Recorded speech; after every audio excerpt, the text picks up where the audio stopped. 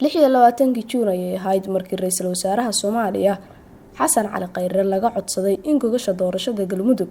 la dhigo magaalada Dhuusamareeb ee xarunta u ah maamulka Galmudug wuxuuna ku xiray shuruud ahayd in dhammaan hay'adaha dawladda federaalka Soomaaliya gaar ahaan kuwa laamaha ammaanka ay yimaadaan magaalada Dhuusamareeb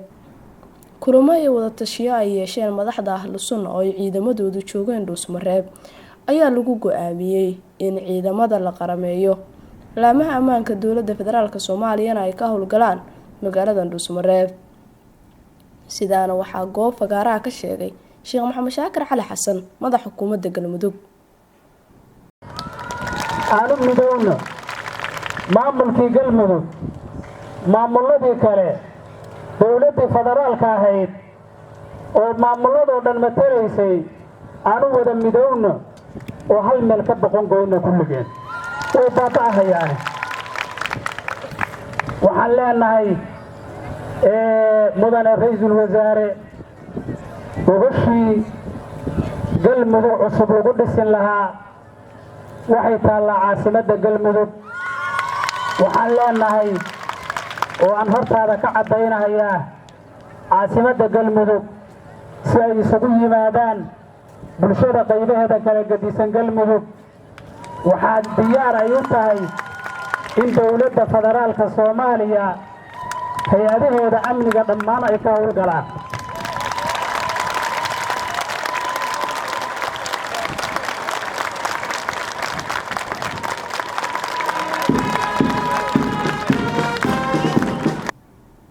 Xasan Cali Khayre ra'iisul wasaaraha dawladda federaalka Soomaaliya ayaa isna ballanqaadkii ahaa in doorasho ka dhacda caasimadda waxa uu shaaciyay inay tahay mid masiiri ah waxaan leenahay waa ku mahadsantihiin caawana haddii ay cidi shaki uga jirtay inay Dhuusamareeb tahay magaalo madaxda Galmudug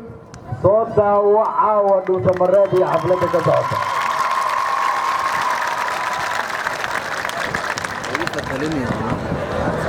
26 Juun waxaan nasiib u yeeshay inaan ka qayb galo xafladdii xorriyadda gobollada waqooyi ee dalkeenna habeenkaas iyada ah waxaan ka codsaday madaxda iyo shacabka reer Galmudug in si Dhuusamareeb ay u noqoto magaalo madax loo dhan yahay inay soo buuxiso shuruudaha magaalo madaxnimada oo ah in dhammaan hay'adaha amniga ee dawladda federaalka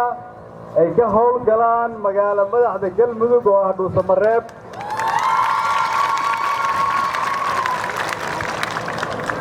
caawa waxaan ku faraxsanahay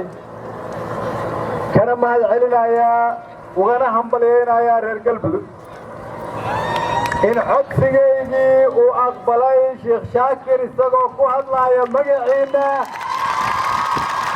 sidaas daraadeedna aan caddaynayo in gogashii dib u heshiisiinta ay taallo magaalada Dhuusamareeb